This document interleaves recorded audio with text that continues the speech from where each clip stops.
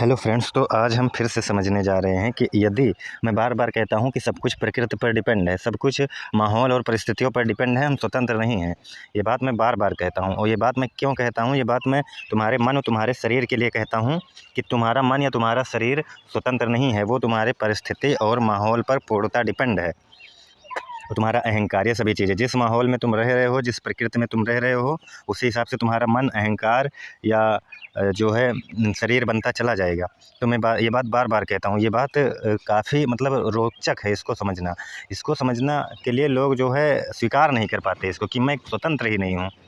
तो ये बात सत्य है कि तुम स्वतंत्र नहीं हो, क्योंकि तुम जहाँ से बोल रहे हो वो तुम्हारा अहंकार या मन बोल रहा है, वो उस परिस्थितियों का, उस माहौल का और उस प्रकृति का गुलाम है।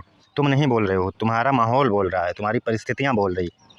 तो वही बातें, इसको हम अच्छे से समझेंगे। और एक बात और समझेंगे यहाँ पर, जब हम स्वतंत्र ही नहीं है, कुछ लोग कहते हैं, तो नई नई खोजें कहाँ से हो जाती है, कहाँ से, मतलब साइंस ने इतनी प्रगति कर ली। अगर सब लोग यही सोच कर बैठ जाएँ कि हम प्रकृति पर ही डिपेंड हैं, तो हम कुछ करें ही ना, वो तो अपने आप ही सब होता रहेगा। तो इस बात को थोड़ा अच्छे से समझना है, क्योंकि मैं एक बात यहाँ क्लियरली बता दूँ कि प्रकृति पर डिपेंड होने का मतलब ये नहीं है कि निष्क्रियता को प्राप्त हो जाओ।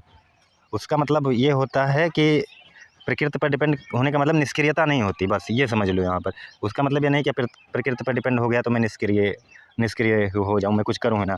इसलिए भगवान कृष्ण ने गीता में कहा भी है कि अर्जुन, तुम बिना कर्म किए तुम सोचो कि मैं निष्क्रियता को प्राप्त हो जाऊँ, तो ये नहीं हो सकता, क्योंकि प्रकृतिवश तुम कर्म करने के लिए बाध्य किए जाओगे। वो प्रकृति के 3 गुण तुमसे कार्य करा ही लेंगे। तो वही बात यहाँ पर हमें समझना है कि कैसे, मतलब हम स्वतंत्र नहीं हैं, और स्वतंत्र नहीं हैं तो ये नई नई खोजें कैसे हो जाती हैं, जो लोग, आम लोगों के लगभग तर्क यही होते हैं। तो इसको हम समझते हैं थोड़ा। पहले बात तो हम जो ये, इसको एक वीडियो में मैंने बताया था कि हम स्वतंत्र नहीं हैं, हम पूर्णतः डिपेंड हैं प्रकृति पर। ये फिलॉसफी की भाषा नहीं है।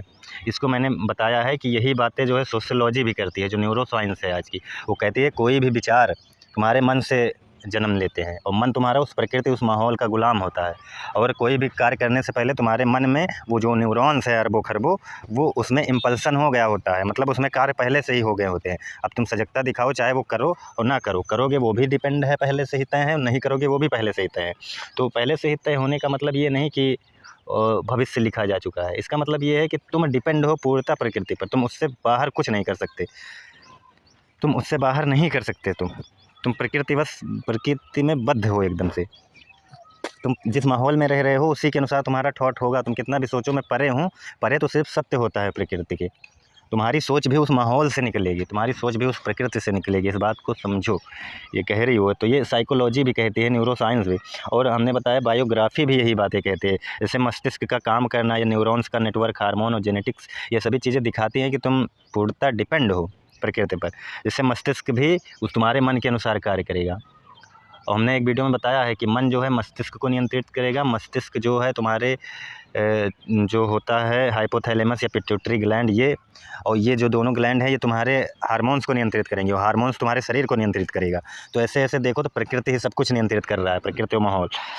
तो यहाँ पर जो जेनेटिक्स होती है, ये भी प्रकृति का ही तो दिया हुआ है। जैसे मान लो आपको अपने माता पिता से कुछ मिल गया, तो वो भी, उस पर तुम्हारा हाथ थोड़ी था कि आपको कैसा शरीर मिलेगा, लेकिन आपको मिल गया ना वैसा शरीर। आप जिस माहौल में रह रहे हो उसी माहौल से वो बनता चला जाएगा। तो इसमें तुम्हारा कुछ नहीं है, वो सब पहले से ही होता चला जा रहा है, माहौल पर सब डिपेंड है। और उसके बाद फिर हम अगर देखें यहाँ पर, तो अगर आप सोशियोलॉजी के पास जाओगे, सोशियोलॉजी पढ़ोगे अगर, तो वहाँ पर भी यही कहा जाता है। वहाँ पर भी जो सोशियोलॉजी के बड़े बड़े लेखक हैं, उन्होंने यही कहा है कि सब तुम्हारा मन और तुम्हारा व्यवहार सब समाज पर पूर्णतः डिपेंड है। लगभग 90% बता देते हैं कि डिपेंड है, तुम उससे बाहर नहीं कर सकते। समाज जो है, मनुष्य जो है समाज से बाहर नहीं जा सकता, समाज से बाहर नहीं सोच सकता। तुम्हारा सोचने की क्षमता तुम्हारे समाज, माहौल, इसी पर डिपेंड है पूर्णतः। लगभग 90% डिपेंड है, उसके बाहर बहुत कम ही लोग मतलब ऐसा सोच पाते हैं, तो वो भी उसी माहौल से निकल कर। जैसे अगर कुछ लोग कहते हैं कि वो इतने गलत माहौल में था, लेकिन देखो 100 में 1 निकल नहीं गया, तो 100 में 1 क्यों निकल गया, वो भी उसी माहौल का दिया हुआ है। जैसे 100 लोग किसी बुरे माहौल में रह रहे हैं, वो एक उसमें से निकल कर बहुत बड़ा काम कर दिया और उसको सुधार दिया।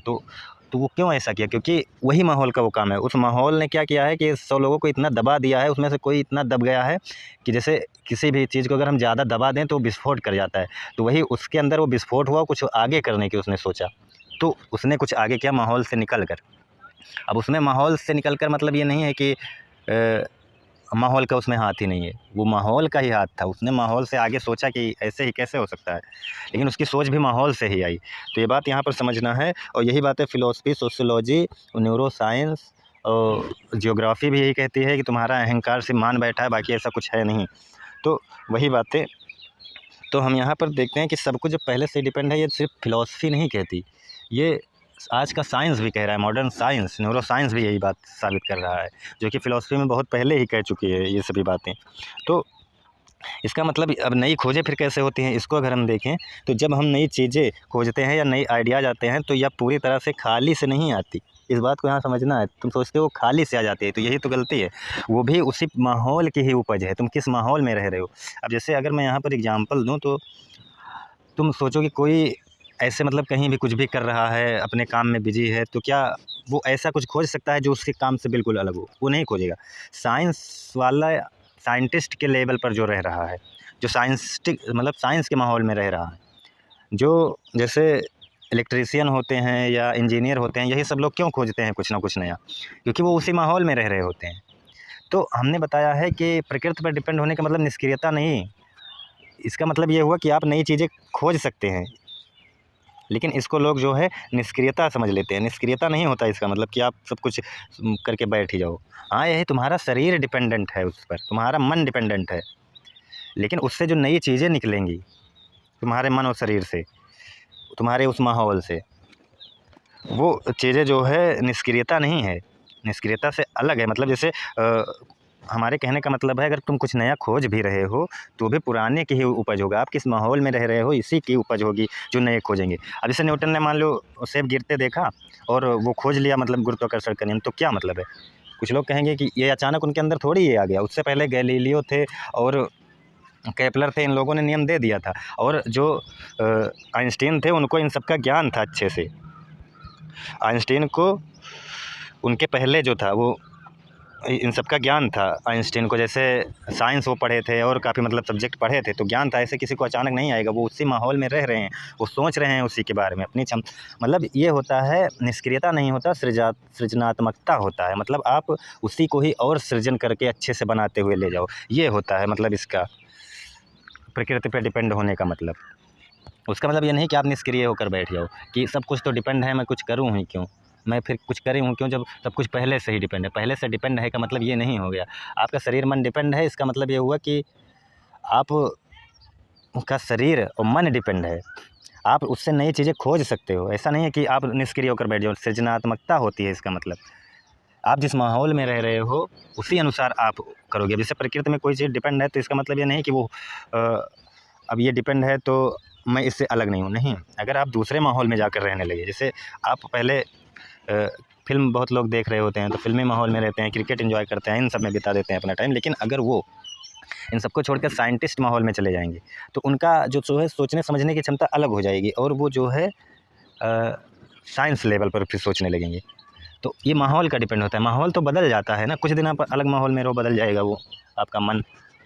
तो मन तो पूर्णतः हमने कहा है कि वो हमेशा बदलता रहता है। तो आप जैसा माहौल देगा, जैसे प्रकृति दोगे, उसी हिसाब से आपका मन बदल जाएगा। तो इसका मतलब ये हुआ, प्रकृति पर डिपेंड होने का मतलब ये नहीं कि अब मैं तो निष्क्रिय हो गया, मैं कुछ करूँ क्यों।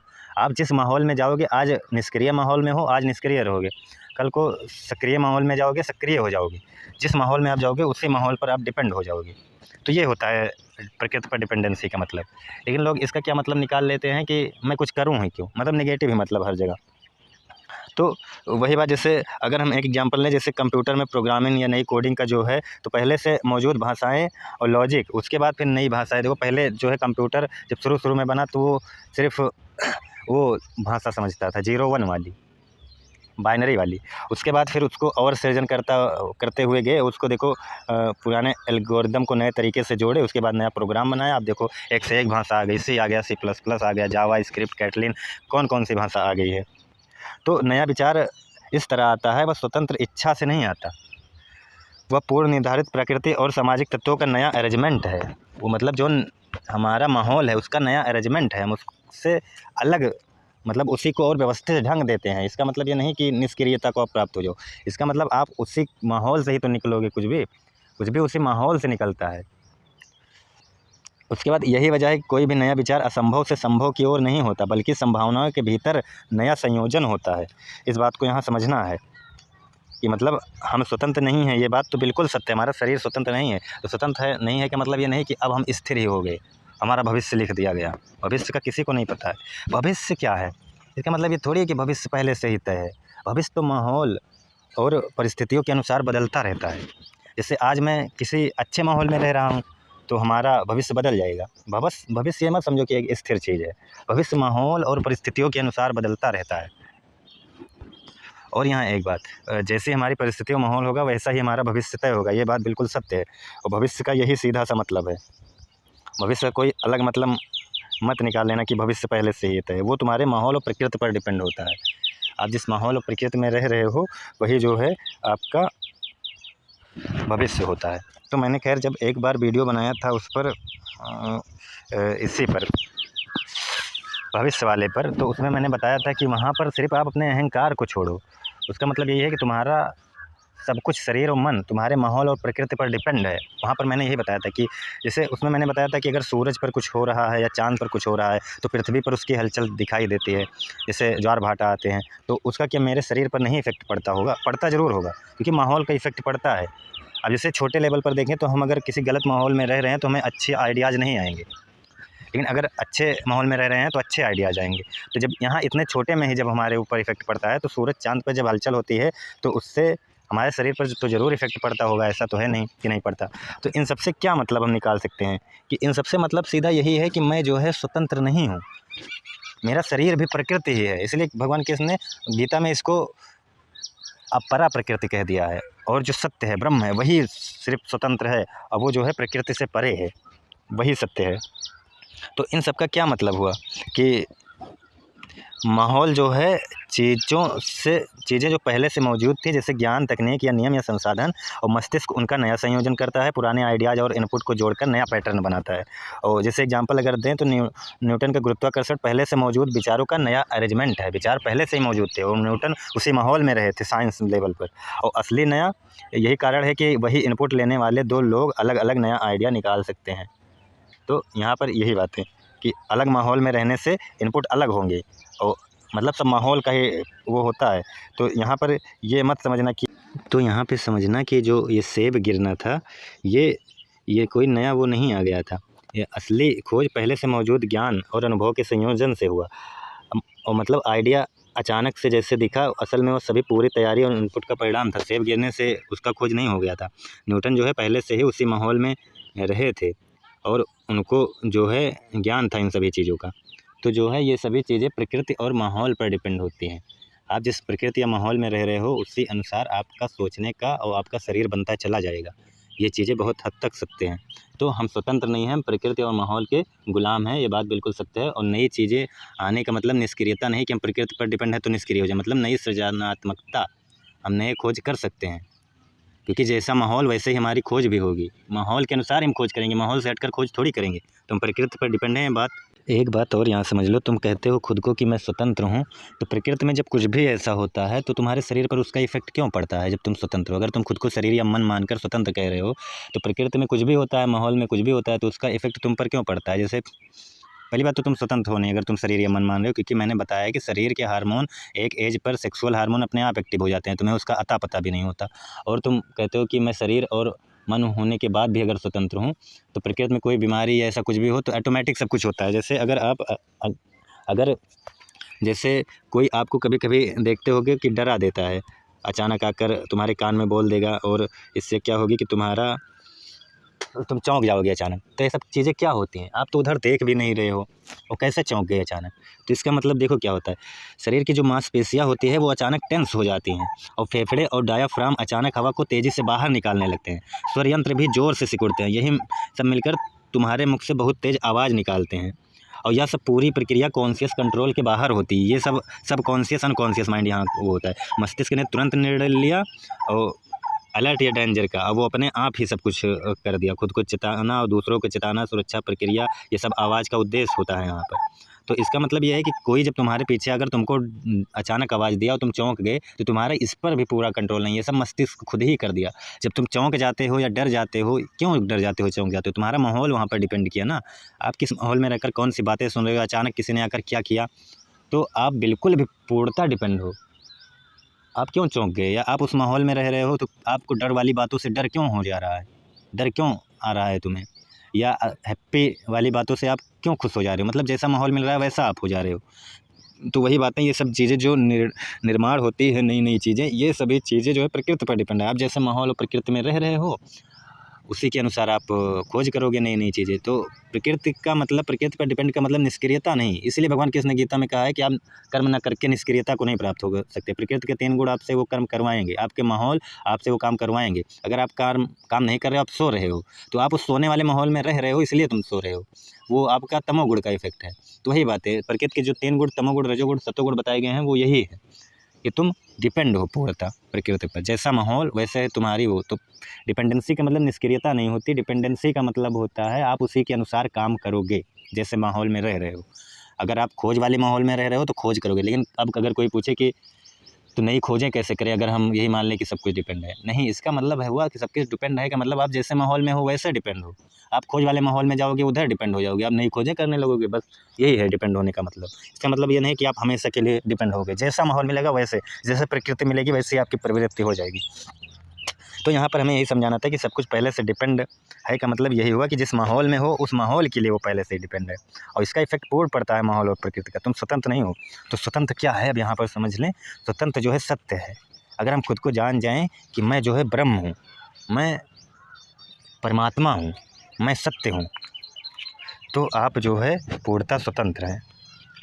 तो आप जो है, आपको ये पता चल जाए कि मैं ही तो पूरा ब्रह्मांड हूँ, मैं ही तो पूरा संसार हूँ। अहम ब्रह्मास्मि, नेति नेति करके सबको हटा दें, तो फिर हमें पता चलेगा जो सत्य है वो इन सब से परे है। वो इन सब में होते हुए भी शून्य है, वो प्रकृति के प्रत्यक्ष होते हुए भी वो शून्य है। तो आज के लिए इतना ही कि नई खोजें हम क्यों करें फिर। तो हमने बताया कि नई खोजें जो है वो माहौल पर डिपेंड है, वो भी प्रकृति पर डिपेंड है। धन्यवाद।